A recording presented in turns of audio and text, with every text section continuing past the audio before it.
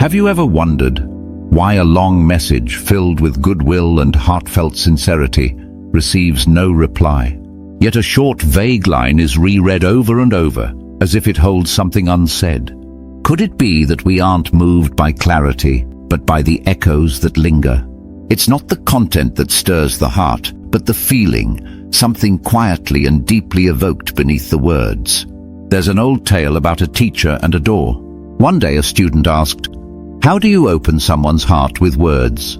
The teacher said nothing, just reached out and knocked on an old wooden door. A deep, hollow sound echoed back.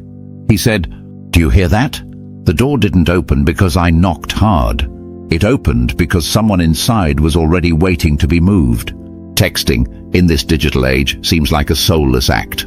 But if you truly understand its spirit, you'll realize every line you send is a gentle knock on someone's mind. And what makes the difference isn't how much you say, but how much you leave unsaid for their imagination to walk through. A message shouldn't just be an exchange. It should be a silent invitation, a glance made of words, a small scratch on someone's heart, just enough to make them come back wanting to know more. Part 1. The unfinished story. There's a strange truth few people notice. We're rarely haunted by things that are complete.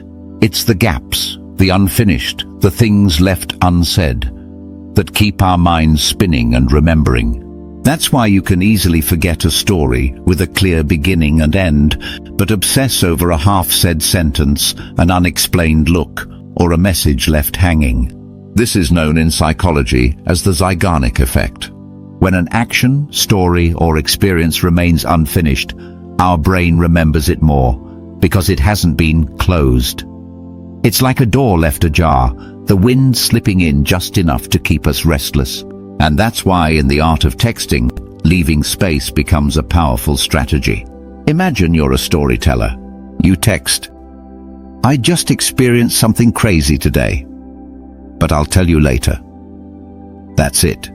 No details, no emojis, no hints. You're not telling, you're teasing. And what happens next is fascinating. She can't stop thinking about that message. She'll guess, imagine, analyze. What happened? Who did he meet? Does it involve me? At that moment, you're no longer a lifeless message. You're a question mark in her mind. You're a chapter flipped open at the most suspenseful part. On the contrary, most people make a common mistake. They try to say it all, explain everything in detail. They think clarity will attract interest, but those people are often forgotten. Because a fully told story is a closed door, no reason to come back.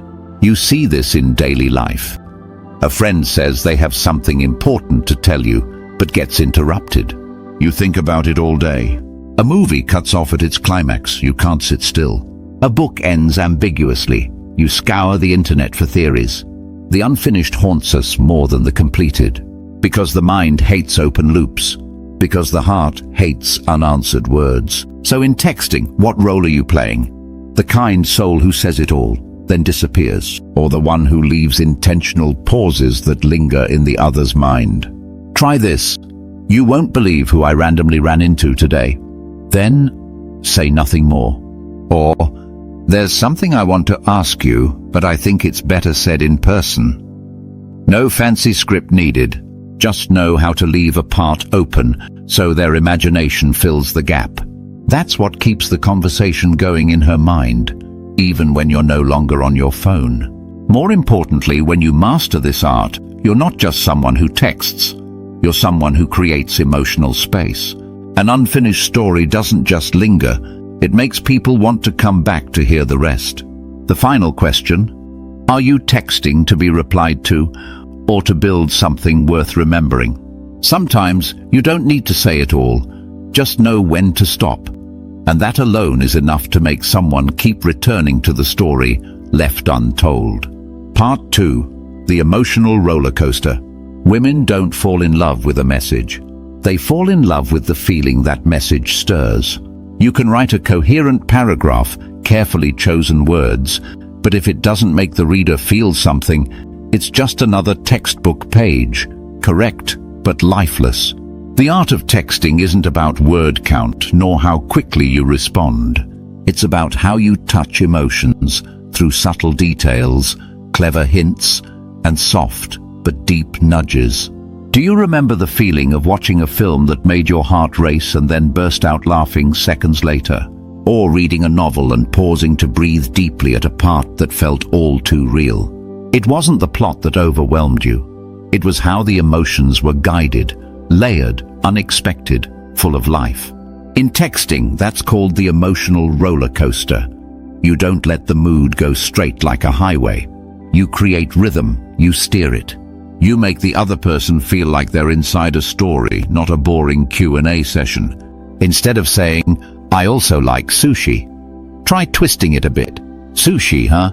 Didn't expect you to pick something so predictable." A little tease. Surprising, slightly challenging. Not offensive, not rude, but just enough to provoke a reaction. And it's exactly in that moment of emotion, whether she objects, laughs, or gets curious, that connection begins. Or instead of sending a generic, "I miss you," use a sensory image. "Walked past a tiny cafe today. The smell of coffee and perfume mixed in the air reminded me of you." Now you're not texting. You're triggering emotional memory. You're transporting her to a place through imagination. And that imagination makes you vivid, real, and unforgettable. A message doesn't have to be a performance. But if it's flat and forgettable, it will get drowned in dozens of other chats each day. Even a small emotional ripple can keep you alive in someone's mind. Here's a little story. A girl once said every time her ex texted "good morning," it felt like talking to a bot. Polite, proper, but meaningless. But once, just once, he texted, "Last night, I dreamed you got lost in a Tokyo night market. I woke up still smelling grilled skewers somehow." Not poetic, not logical. But it made her laugh, and she thought about it the whole day. Because it was unpredictable. Because it wasn't like anyone else. Because it tapped into her imagination. Something we all long for, even silently. So, what are you doing with the messages you send? Are you just sending a reply or creating an emotional experience? Are you hoping she reads or hoping she feels something when she does? Let your message breathe. Sometimes fast, sometimes slow. Sometimes playful, sometimes tender. Sometimes inviting, and sometimes holding back a little just for you. That's how you keep her coming back, wanting the next part, wondering how you'll stir her emotions next. Final question. Are you just another contact in her phone book, or a lasting imprint in her memory? Just a little teasing at the right moment, a pause that speaks louder than words, and a scent that stirs an old memory can make you someone she simply can't forget. Part 3. The reverse chase. There's a truth that becomes clearer the older we get. What we chase often pulls away. And in the world of texting, this happens in the most brutally obvious way. You text a girl. She replies after 5 hours. You text back in 5 minutes. You think you're being caring, respectful, attentive. But in reality, you've just placed yourself in a weaker position. Because in any relationship, no one truly values what is always available, always responsive, always ready. What's too easy to get is unconsciously seen as less valuable. Imagine walking into a luxury boutique. The expensive items aren't lying around everywhere. They don't have sale signs plastered on them.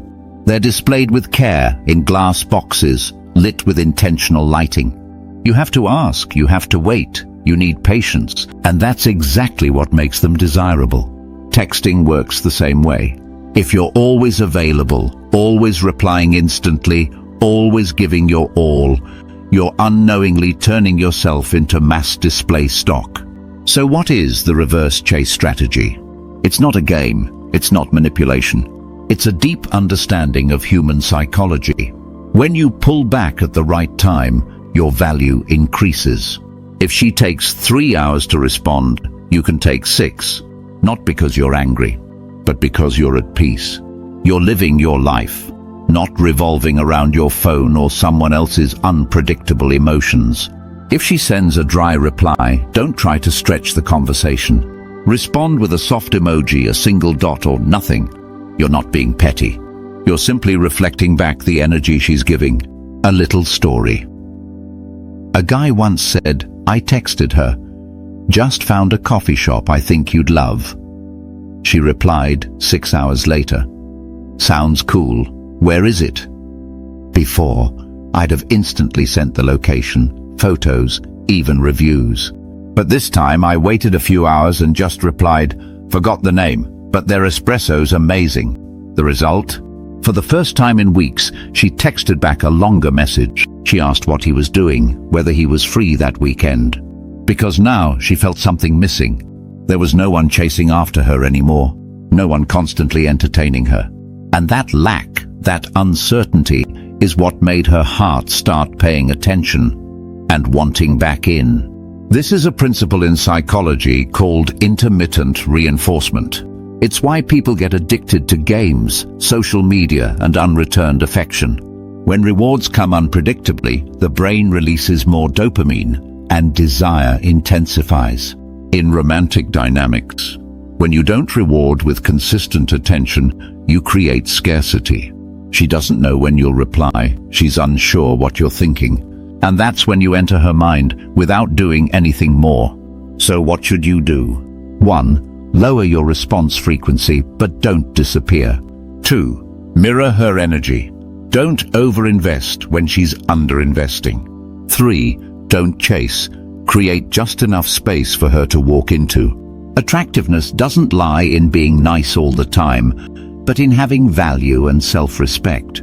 You live a life interesting enough that you don't have time to sit around waiting for replies. Final question. Are you trying to prove your worth through constant presence, or letting others discover your value through intentional absence? Sometimes the right silence is the clearest way of saying, I'm not someone who's always available, and that's exactly why I'm worth chasing. Conclusion. Texting, in the end, isn't about saying the right thing. It's about feeling something real. It's the art of lighting a small flame in someone's mind, just enough to warm, but also enough to make them want to come closer. You can choose to text like everyone else, clear, predictable, forgettable. Or you can turn every line into a breath that carries your essence. A little hesitation, an unspoken pause, a vivid image that lingers, can make someone wait for your next message as if they were waiting for the next chapter of a novel they just can't put down. And in the end, ask yourself, are you looking for a reply or planting a lasting impression?